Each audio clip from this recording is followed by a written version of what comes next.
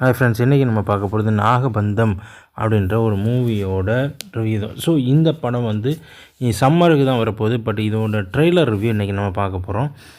இந்த trailer review எங்கேருந்து start ஆகுது அப்படின்னா, இமயமலையில் இருக்கிற புத்த கோயிலேருந்து ஸ்டார்ட் ஆகுது. ஸோ அந்த புத்த கோயிலில் இருக்கிற புத்த பிட்சுக்கள் ஒரு சிலை எடுத்துகிட்டு போகிற மாதிரியான இந்த வியூவில் ஸ்டார்ட் ஆகுது. இது வந்து நாகலோகத்துக்கு உள்ளே போகக்கூடிய ஒரு என்ட்ரன்ஸ். ஸோ இதை வச்சு நாகலோகத்துக்குள்ளே போயிடலாம் அப்படின்ற மாதிரியான ஒரு கதை.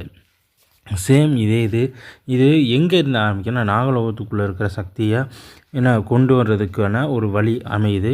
அதே நேரத்தில் ஸ்ரீரங்கத்தில் இங்கே ஒரு பாதை ஓப்பன் ஆகுது. அந்த பாதையில் வந்து பெருமாளுக்கு சேவிக்கிறாங்க. அதே நேரத்தில் நரகலோகத்தில் ஒரு நரகன் வெளியே வரான், அதாவது ஒரு அரக்கன் வெளியே வரான். ஸோ இவங்களுக்கு இடையில நடக்கிற பிரச்சனை தான். அதாவது நாகபந்தம்ன்றது ஒரு புக்கு. ஸோ அந்த புக்கில் வந்து நாகலோகத்துக்கு போகக்கூடிய எல்லா விதமான அது சக்திகளை பெறக்கூடிய வழி இருக்குது. ஸோ அதை தெரிஞ்சுக்கிட்டு அது எப்படிலாம் கைப்பற்ற ட்ரை பண்ணியிருக்காங்க அப்படின்றதான் கதை. இது வந்து முகலாயர் காலத்துலேருந்து நடக்கிற மாதிரியான ஒரு வித்தியாசமான இது கான்செப்டை காட்டுறாங்க. அதை வந்து ஏற்கனவே ஒருத்தர் வந்து கைப்பற்றதுக்கு ட்ரை பண்ணியிருக்கான். அதை மன்னராட்சி காலத்துலேருந்து. அதுக்கப்புறம் ஒரு ஆட்சி நடக்குது. இதுக்கு அந்த நாகபந்தம் அந்த சிலை வந்து எப்படியெல்லாம் மிஸ்மேட்ச் ஆகி ஒவ்வொரு காலகட்டத்துலேயும் ஒவ்வொருத்தையும் இருந்து மாறி மாறி வருது. அதுக்கப்புறம் வந்து அது எப்படிலாம் யூஸ் பண்ணுறாங்க அப்படின்றதான் கதை. ஸோ அந்த நாகபந்தம் சிலை தான் படத்தோட மூல கதை. என்னன்னு கேட்டிங்கன்னா அதுதான். ஸோ அதை எப்படி தீய சக்திகள் வந்து கைப்பற்ற ட்ரை பண்ணுறாங்க, அதை தடுக்கிறதுக்காக சிவபெருமானோட அவதாரமாக வந்து சிவபெருமான் அவதாரம் எடுத்து வர்றாரு. ஸோ அவர் எப்படியெல்லாம் அதை வந்து காப்பாற்றுறாரு, உலகத்தை எப்படி காப்பாற்றுறாரு அப்படின்றது தான் இந்த படத்தோட கதையாக இருக்குது. ஸோ இது ஒரு ஃபுல் அண்ட் ஃபுல் வந்து ஒரு ஃபேண்டசி கதையாக இருந்தாலும் இதில் வந்து சொல்லப்பட்டிருக்குது இதுவரைக்கும் நம்ம எதிர்பார்த்த கதையை விட கொஞ்சம் அதிகமாகவே இருக்குது அப்படின்னு சொல்லி எதிர்பார்க்கலாம். இதில் கிராஃபிக்ஸஸ் சீன்ஸும் அதுக்கப்புறம் வந்து செட் போட்ட சீன்ஸும் நிறையா இருக்குன்ற மாதிரி தான் தெரியுது. கதைப்படி வந்து பார்த்திங்கன்னா இது வந்து புத்த பிட்சுக்களுக்கும் இதுக்குள்ளே வந்து இந்து மதத்துக்குள்ளே வந்துடுறாங்க. ஸோ அவங்களுக்கும் பேஸ் பண்ணுறாங்க. அதே மாதிரி இதுக்கு அகெயின்ஸ்டாக வந்து சில இது வருது. ஸோ இதில் முக்கியமான ஒரு விஷயம் என்ன அப்படின்னா, படத்தோட சீன் பை சீன்ஸ் இருக்கிற எல்லா கதையும் நம்ம ஏற்கனவே இருக்கிறது அப்படின்ற மாதிரி யோசித்து நம்ம முடிவு பண்ணாலும் அது மாதிரி இதில் இல்லை. ஸோ இது வித்தியாசமான ஒரு ரிவ்யூவபிளாக தான் இருக்கும் அப்படின்ட்டு சொல்லலாம்.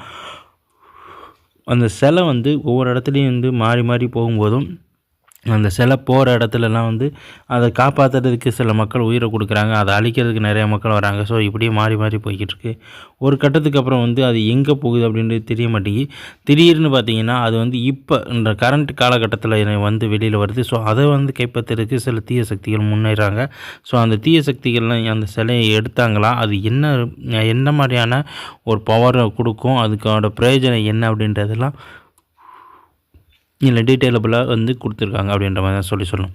படம் ஃபுல் அண்ட் ஃபுல் ஒரு காமிக்ஸ் ஃபேண்டசி அப்படின்ற மாதிரி தான் இருக்குது. ஸோ இந்த ஃபேண்டசியான கதையை நம்ம வந்து ரொம்ப சூப்பராக அமைஞ்சிருக்குன்னு சொல்லலாம். இதுக்காகவே நிறைய மெனக்கெட்டுருக்காங்க அப்படின்னு சொல்லலாம். ஏன்னா படத்தில் வந்து ஒரு சீன் பை சீன்ஸ் வந்து ரொம்ப கஷ்டப்பட்டே எடுத்திருக்காங்க. ஒவ்வொரு வித்தியாசமான ஒரு சீனாக இருக்கணும் அப்படின்ட்டு. சில சீன்ஸ் இதுக்கடுத்து இப்படி தான் வரும் அப்படின்னு சொல்லி நம்ம கெஸ் பண்ணாலும் சில சீன்ஸை வந்து ரொம்ப வித்தியாசமாகவே அமைச்சிருக்காங்க. ஸோ இது வந்து எல்லாருக்குமே தெரிஞ்ச ஒரு புராணத்தை பேஸ் பண்ணிய ஒரு கதை தான். ஸோ இதில் வந்து ஹீரோ வந்து 3 சாப்டர், அதாவது 3 காலத்தில் வர்ற மாதிரி இருக்குது. நார்மலாக ஹீரோ வந்து ஒரு சிவனோட உத்தரவாதில் வர்றாரு. ஸோ அவன் வந்து சிவனோட அவதாரமாக வர்ற மாதிரி காட்டியிருக்காங்க.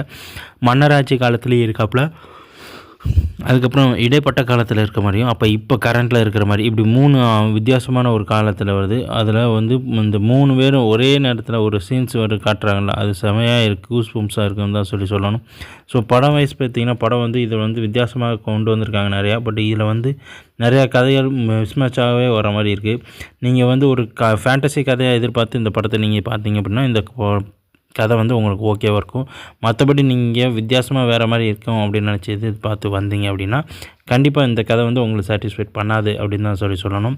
ஸோ படம் சூப்பராக இருக்கும். ஸோ படம் வந்ததுக்கப்புறம் படத்தை பற்றின ரிவ்யூ நம்ம பண்ணலாம். நன்றி, வணக்கம்.